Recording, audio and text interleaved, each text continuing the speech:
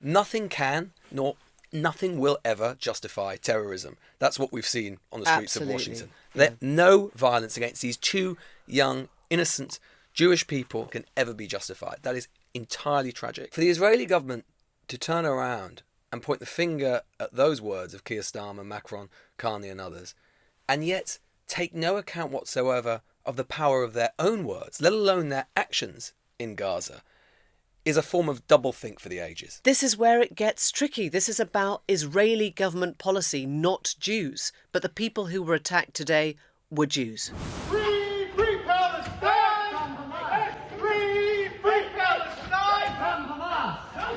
Free! That is the voice of Elias Rodriguez of Chicago, a suspect now in a murder investigation, a murder which took place in the heart of Washington, D.C., the heart of American political power. Two young Israeli embassy aides were shot and killed at an event at the Capitol Jewish Museum in downtown Washington. It is already being condemned around the world. There's been condemnation from President Trump, from Keir Starmer, from many others who have called out the murder as an atrocious act of anti-Semitism. But we've also heard from Israeli cabinet ministers who say that there are Western leaders who should be held to account for their words and their deeds at the end of a week in which they've pointed the finger at Israel's actions in Gaza. Can any of that be right? Welcome to the Newsagents.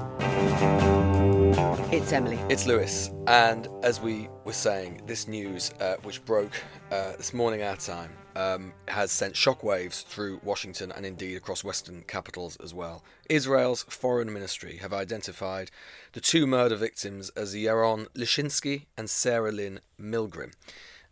Lishinsky was 30, a research assistant in the political department at the Israeli embassy in Washington, and Ms. Milgrim, 26, organised trips to Israel on behalf of the ministry as well. And indeed, the Israeli ambassador to Washington said at a news conference that the two young people were actually a couple and they were about to be engaged. So clearly a personal tragedy for them, but a personal tragedy for their families and everyone who knew them, but one imbued already with a deep political significance because, of course, as we were saying at the top there, already foreign governments, yes, condemning it, but also the Israeli government itself rushing to blame Britain, France, others, who this week, as we've been reporting on the newsagents and talking about, have stepped up their condemnation of the Israeli government's actions in Gaza to another level, particularly in the wake of that very powerful speech we heard at the UN General Assembly from the UN aid chief, Tom Fletcher. Yeah, I mean, this couple were murdered either for being Jewish or for their connection to the embassy, the Israeli embassy in Washington. Either way, it's murder. It is assassination. But as you say, it's already become part of this wider diplomatic conversation between Israeli government ministers and what our own government and others have said or done in recent days. And inevitably, I guess, this goes to the heart of one of the most intractable problems of our time, which is that space in between anti-Semitism and anti-Israeli government policy. And an action against two Jews at a Jewish event who were targeted not for anything that they had personally said or done, but because they were representative of the Jewish community in Washington, is always going to be an act of anti-Semitism. But there is this extra layer that the event was organised by the embassy and that the shouting of the slogan, what some people are now trying to say is a terrorist slogan, Free Palestine, was clearly connected to whatever the perpetrator felt about Israeli actions. And I think it does become incredibly complicated because Keir Starmer and Emmanuel Macron and Mark Carney, in a step that many people thought had come, frankly, way too late and was way too little, made their most outspoken contribution earlier this week. And as a result of what Keir Starmer had said about Israel's actions in Gaza being intolerable, David Lammy then went on to suspend free trade talks with Israel. And presumably it is the words and indeed these actions that has now led Amichai Hickley, who is the Minister of Diaspora and Combating Anti-Semitism, to say we must hold to account the, his words, irresponsible leaders in the West who give backing to this hatred, whether through appeasement, double standards or silence. And he calls out Macron, Starmer and Carney and says they have all, in their different ways, emboldened the forces of terror through their failure to draw moral red lines. He says this cowardice has a price, and that price is paid in Jewish blood. And I think a lot of people hearing that will just think, what are you talking about? I think this is extremely, as you say, Emily, complicated and difficult.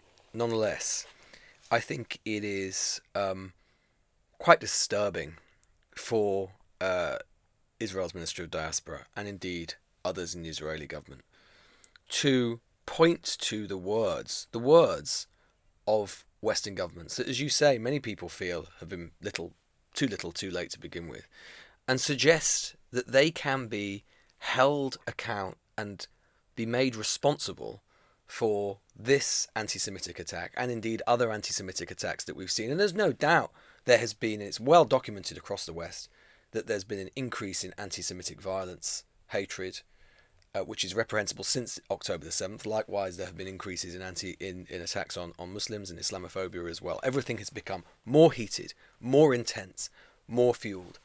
But for the Israeli government to turn around and point the finger at those words of Keir Starmer, Macron, Carney and others, and yet take no account whatsoever of the power of their own words, let alone their actions in Gaza, is a form of doublethink for the ages.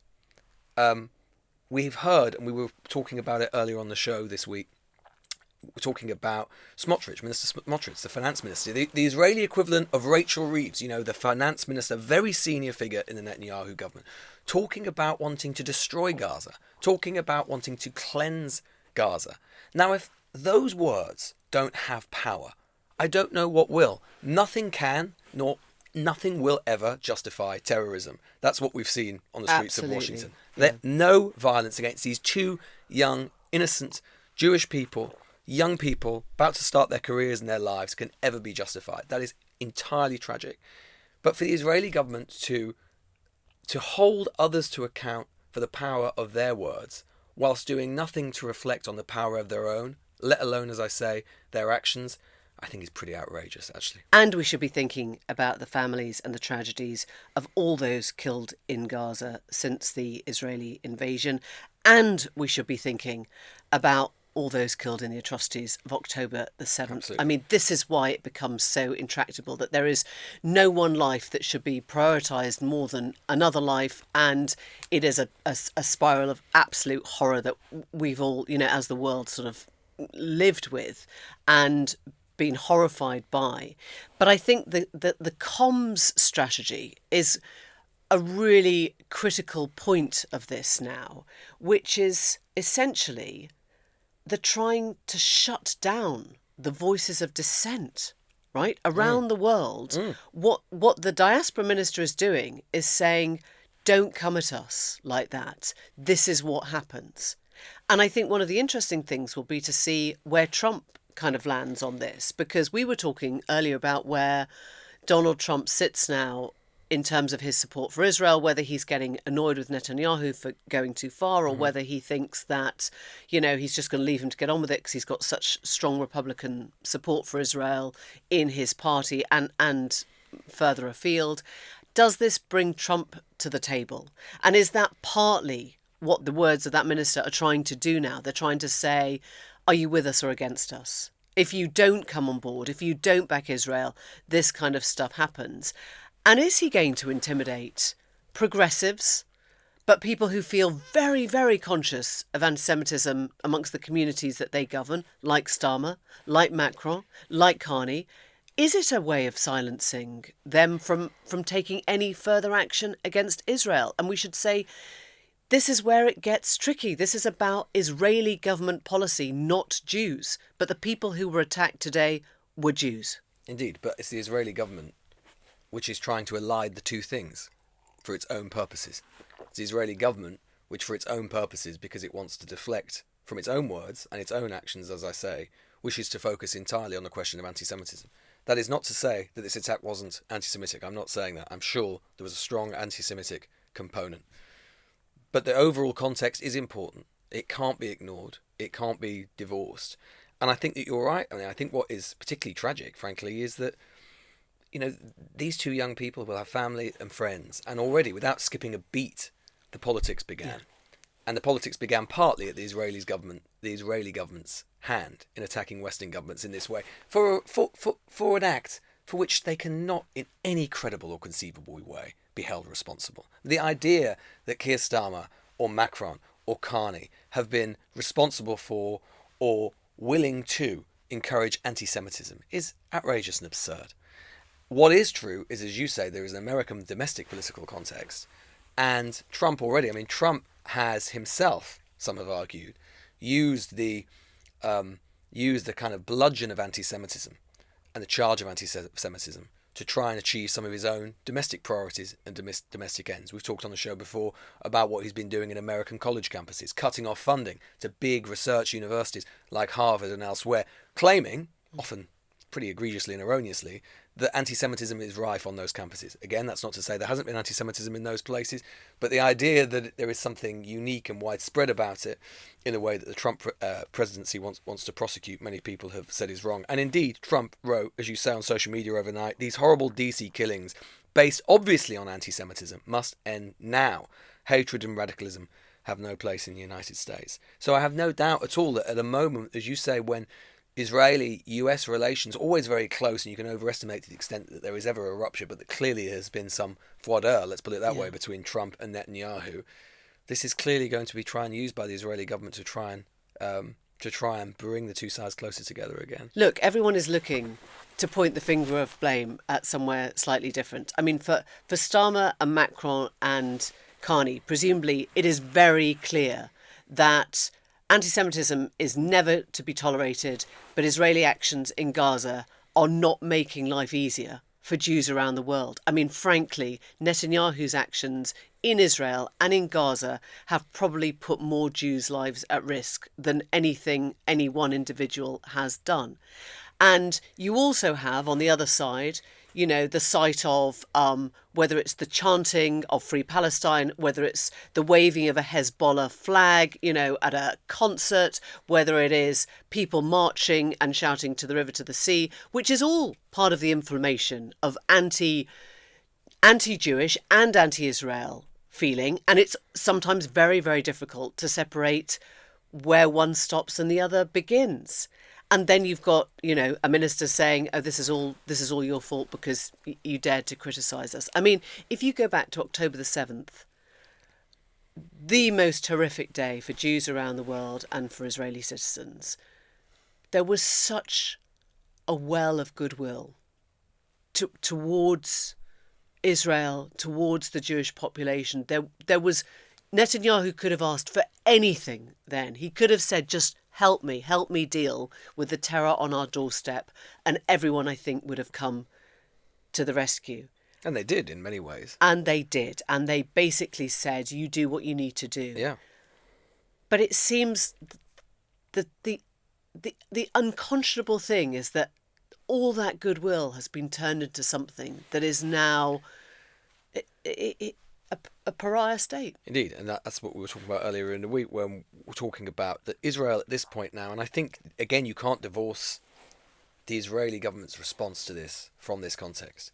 Israel is more diplomatically isolated today than perhaps at any point since the foundation of the state in the 1940s. Certainly in terms of its relationship with the West, at least. And in that context, which has, as you say, has largely come about because of the intransigence of the Israeli government and the policy actions of Netanyahu, as you say, Emily, in the wake of October the 7th, and not just the wake, for a long time. For a long, long time. I mean, if Netanyahu, honestly, if he was the leader of any other country, I think we would view his actions in a very different light. He has basically dominated Israeli politics and Israeli leadership for 30 years. You know, he's come in and gone out, but he has been in charge of Israel's foreign and domestic policy for 30 years. And, so much of the argument at the beginning about October the 7th and why people missed what was going on was because they were trying to take their complaints of his government to him on the streets of Israel then. Indeed. And they enjoyed that latitude from Western governments for a long time. And lots of people would still say, on some level, they still enjoy a certain latitude by comparison to the actions that they've taken. As you say, if it were another state, they'd probably be treated differently. It's a subplot to all this, but it's nonetheless an important one in American terms as well. Just in case people, not familiar with Washington, where these murders took place. I mean, it is, as I said at the top, right at the heart of Washington, D.C., US Capitol, FBI, and Kash Patel's FBI is about a mile away. And the headquarters of the Justice Department are all within spitting distance. Yeah. These two murders took place in the heart of Washington with all of the full might of American federal power around it. And that is spooking people. That is worrying people. It's obviously worrying Jews, for sure, who live in Washington and other American cities. Well, also, I mean, dare I say, this is what happens if you, possibly if you take a massive chainsaw to government departments under Doge and don't actually know what's going on in your own city anymore. Indeed. And, there will obviously be questions about that. But this is, as I say, this is an American domestic political element to this story, and it's one that's going to be important in the next couple of days. Yes, and I think just on that whole question, will we see Trump sort of newly emboldened to come out in support of Israel? Maybe we're already doing that. Where does that leave the Democrats? Where does it leave people like AOC, who's very much on the progressive side, who's been very strong as a sort of pro-Gaza voice on this, having to come out and say, in no uncertain terms, I condemn this as an anti-Semitic act, which it is. Does it mean that there is much less pushback against Netanyahu from now on? And is that what the diaspora minister was aiming for? Well, I think that this is going to be the great test, isn't it, the next coming day? I mean, all that speculation we've talked about whether or not it is true there is a rift between Trump and Netanyahu.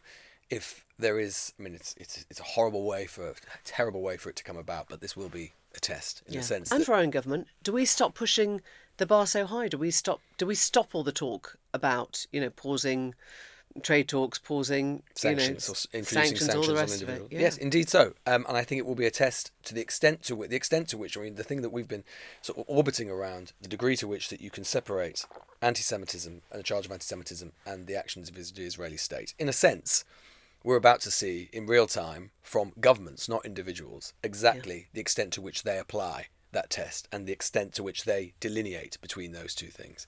Because how they respond to this will basically tell us whether or not this rift is actually, particularly with Trump and Netanyahu, is real or not. In a moment, we're going to be talking to David Gauke, former Lord Chancellor for the Conservative Party, and now the author of an independent review into prison sentencing.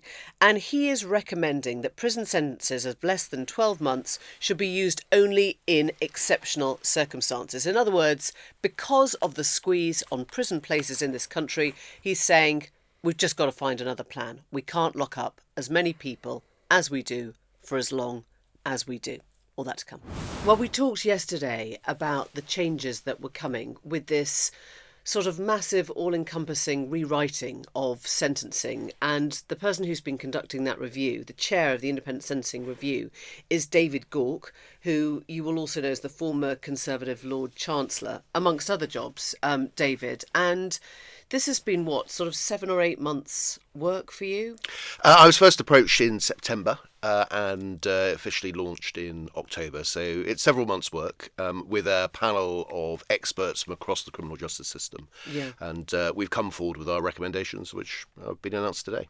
And if you just put the UK in context, first of all, in terms of our prison numbers, we're about 88,000 in prison.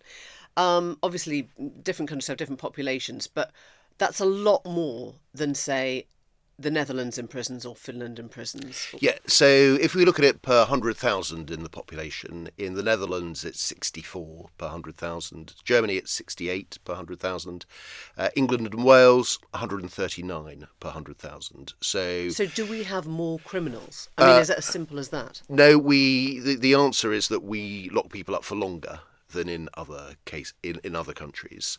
We do have the highest incarceration rate in Western Europe.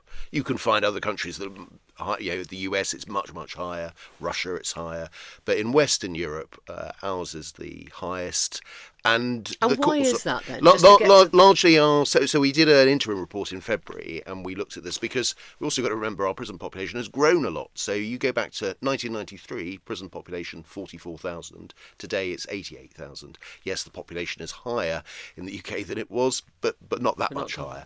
It hasn't doubled. And it is largely because of sentence lengths growing, more offences that get custody, but largely it is that for existing offences the maximum sentences have gone up and up and up. And when you increase sentences in one area of the system, then everything else tends to ratchet up because you get comparisons. You get comparisons. You don't want to go out of line. So that arms race, if you like, from political parties, all political parties, has resulted in us with a very high prison population by historic and international standards, and it is rising rapidly. And up until today, has been forecast to rise by 3,000 a year, and that is faster than we can build prisons. So that's where we've got a real problem. So bluntly, you are trying to find a way of having fewer people in prison because we've run out of room. I mean, it's that simple. Yes, there's a wider philosophical argument to be had as to should we be so dependent upon prisons? Did we really need to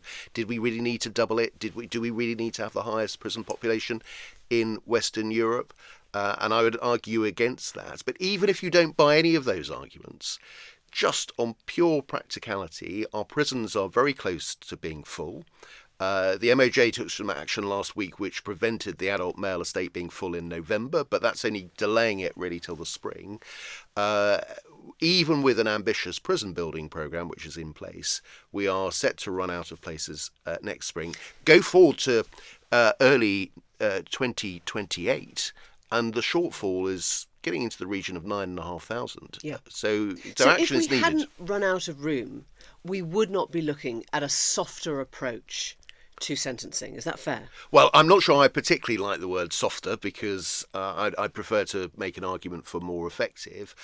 Look, there are plenty of people, and I'm not going to be evasive about this, I am one of them, who thinks that we do not get good value for money out of using prison as much as we do.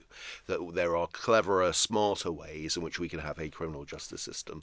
Whether the government would have taken action without this point of necessity is another question. It's really interesting that, isn't it? Because we haven't heard Labour using this as a chance to convince the public about, for example, the effect of rehabilitation. I mean, I wonder if that's why they got a former Tory to do it. So, maybe. Do you think so? I understand. I mean, having done the job, I understand what the pressures are. In government, where particularly if there is some appalling atrocity, a terrible case, it's very hard to resist calls for longer sentences in those circumstances. Particularly, not just the political point, but at a human level. If you meet family members, and I've done this, family members of people who've been murdered, for example. It's very hard to come out of that room not wanting to give them something more and respond to particular demands. That does happen. We have failed politically to make the case then for alternatives to prison. Would you accept that? From Michael Howard onwards, Blair onwards, we have failed to make any convincing argument that there are better ways to stop having criminals than in prison. I completely accept that. I think there are 2 points which have sort of dominate the debate here. One is that really the purpose of the criminal justice system is punishment, almost punishment alone. And second, that the only form of punishment that really counts is prison. And I would challenge both of those points. I do think punishment is an important part of the purposes of sentencing, but it's not the only part. And ultimately, we have got to focus on reducing crime. And punishment and reducing crime isn't the same thing. Yeah. There are some things which might look, more punishing, like putting somebody in prison for a few weeks, that is really terrible when it comes to reducing crime. Well, what about the question of deterrent? Because one of our listeners wrote in today, Jay, who said the prison system is meant to be a deterrent. And the risk of this is it removes the deterrent, that the consequences become less severe. And I guess, if you look at shoplifting now, where it's endemic, people don't know what to do with it, or house burglaries where the police don't really come anymore, or, mobile phone, whatever. This is risking being less of a deterrent to more crime. Well, just to take the deterrent point, I think the first point I would make is enforcement really matters here. There's a lot of evidence that shows what deters people is the prospect of being caught, first and foremost. Second, of course, what happens, the sanctions that apply do matter, but there isn't really very much evidence to suggest there's, if someone is going to get 30 months inside or 40 months inside, that someone's going to go, well, I'll commit the offence if it's 30 months. Let's work this through to a logical conclusion. If you're not going to be in prison, and you might end up with an ankle bracelet, but as in the case of the man we heard of yesterday, you wait, a year to get an ankle bracelet fitted. Yep. That's not much of a deterrent, is it? No, enforcement in every sort of aspect of this really does matter. And so one of the challenges that we have, and we're very upfront in the report in acknowledging that, is if we're going to rely more on community sentences, they need to be effective. But we haven't got any money in the community. Is this councils? One of the things that we call for is additional investment in the probation service, but not just the probation service.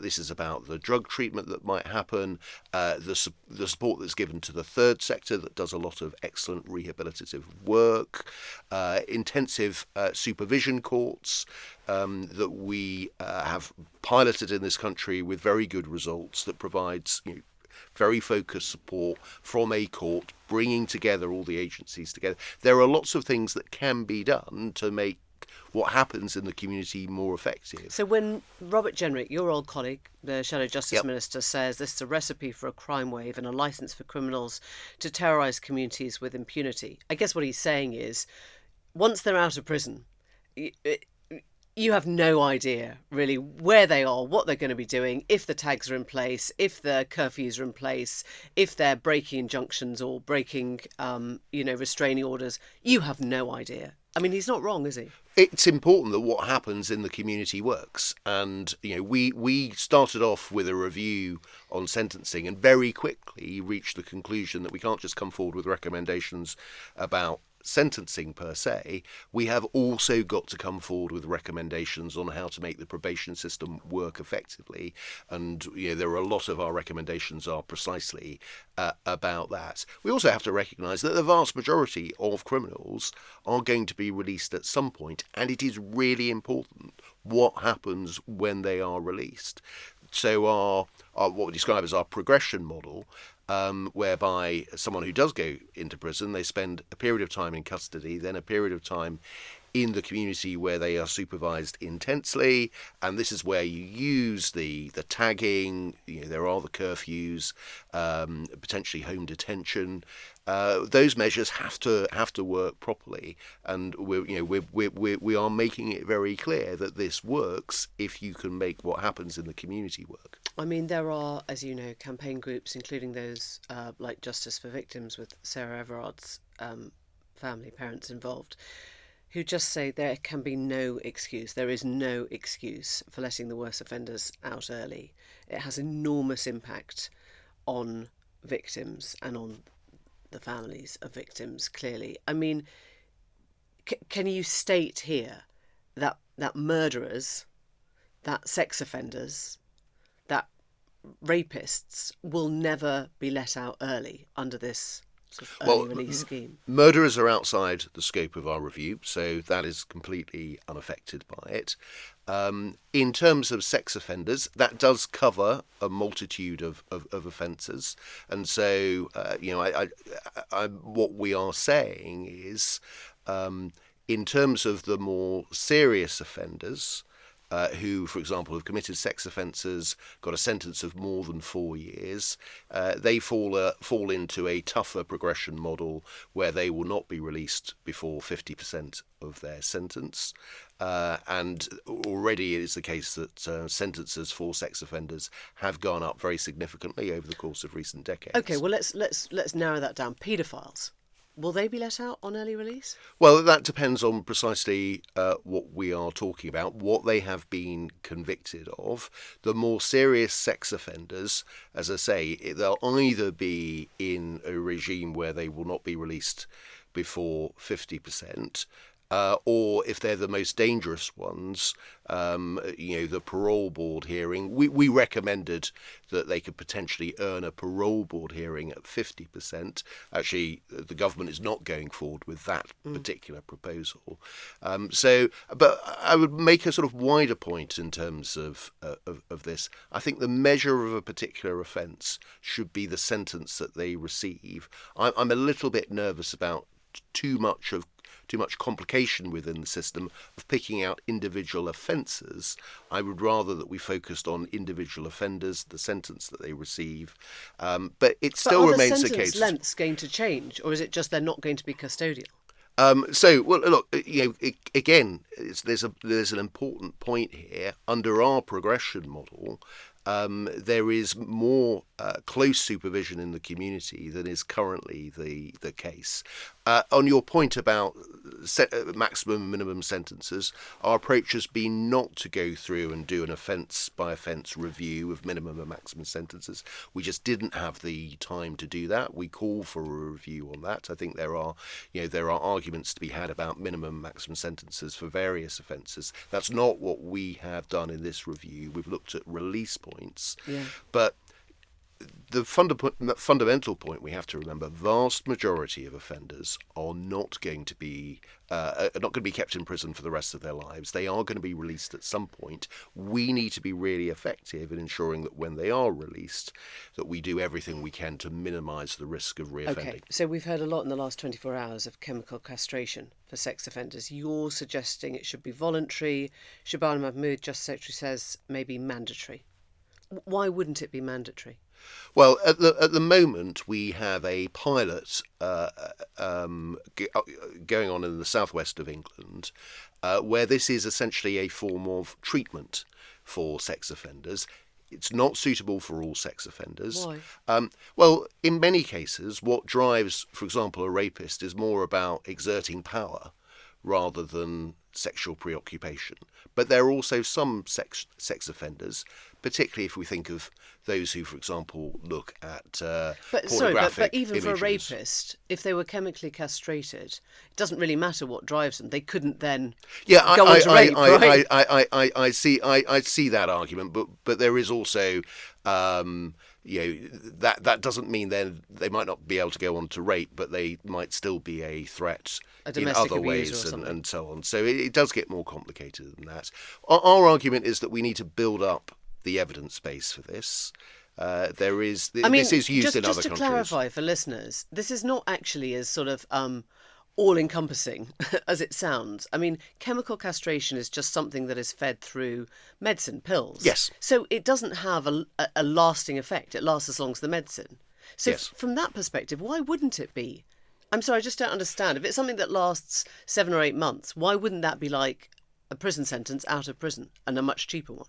Well, the government is looking to go further than we have on that. We weren't convinced. Would you back that? I would want to see the evidence first. That's my position on that. I certainly don't have a fundamental objection to it. It would be a very different approach to make it mandatory as opposed to what we have currently done and what a number of jurisdictions have done. Rights? It's interesting, Poland, which is a signatory to the European Convention on Human Rights, does make it mandatory. So they have successfully, presumably, they've never been challenged as far as I'm aware on that. So I'm not someone who is necessarily against it, but I do think you've got to build up the evidence base for it. Our recommendation is more limited than the government. Maybe they're willing to go further than us. I'm not being critical of that, but that's not our recommendation. David, you're in the curious position where most people who'd write an independent review would sort of put it forward to the government, and some of it will be taken, some of it won't, and you'll have to sort of live with that. The Dilnot Review famously never actually enacted for all kind of the good points and the good work that it made. You think you've got the government over a barrel here, right? I mean, there's no alternative, is there? Well, I'm not sure I'd think I've got the government over the barrel, but I don't think they have an alternative to taking action. I think whoever was in power today, and as I say, we can have that sort of philosophical argument, and I would make the case that we should use prisons less than we do. But I think whoever is in power, necessity is driving the need for some radical changes. The government, in that sense, is in a very difficult position. They were a very difficult position when they came in July. I think they had no choice but to undertake an early release scheme. But that is very far from ideal. You want to do this in a planned, organised way with a good lead-in time so that prisoners can be prepared, victims can be informed, that everything is set up and organised. You don't want to stumble across the public, though, isn't it? It's like, oh, we've got to prepare criminals for being released from prison. Yeah, but that is the reality. So if you just open the cell doors and out they go, and there hasn't been any preparation for it, in terms of accommodation, potentially employment, all of those factors. If you just dump people on the streets, what happens is, they're homeless, they don't have any resources, they are very likely to fall back into very bad habits. So if we're serious about reducing reoffending, much better to do this in an organised way. We are not as good in this country as we should be on that. What I hope we have set out is not just a means of addressing this immediate challenge, this capacity crisis, but also a route by which we can be better at reducing reoffending, and therefore we have less crime, fewer victims. And I hope we can move into a virtuous circle. We're in a bit of a vicious circle at the moment. David Gauke, thank you very much. Thank you. Before we go, you may have been wondering, worried even, about John's whereabouts. Well, I'm pleased to tell you that we've got a dispatch now from our Basque Country correspondent. Okay, it's 6:30 in the morning. I'm now in a place called Vitoria, about 40 miles south of Bilbao. If I sound hoarse, hungover, sleep deprived, weary, it's because all those things are 100% true. Now, you come to the newsagents for the quality of the analysis. So here goes on what happened last night. Tottenham, Manchester United, two teams, really match. Was it a brilliant night? Absolutely fantastic. The best. Don't get me started on the ludicrous highs and lows of supporting a football team. I could go on for hours. I'm too tired to go on for hours. If I'm sounding a little flat now, it wasn't like that when the final whistle blew and Tottenham are in the Champions League final. Oh, and one other thing. It's my birthday today, May the 22nd. Happy birthday, me. Come on, you Spurs. That was John Sopel wishing himself a happy birthday in Bilbao. No one else will. Bye for now. Bye-bye. The Newsagents. This is a Global Player original podcast.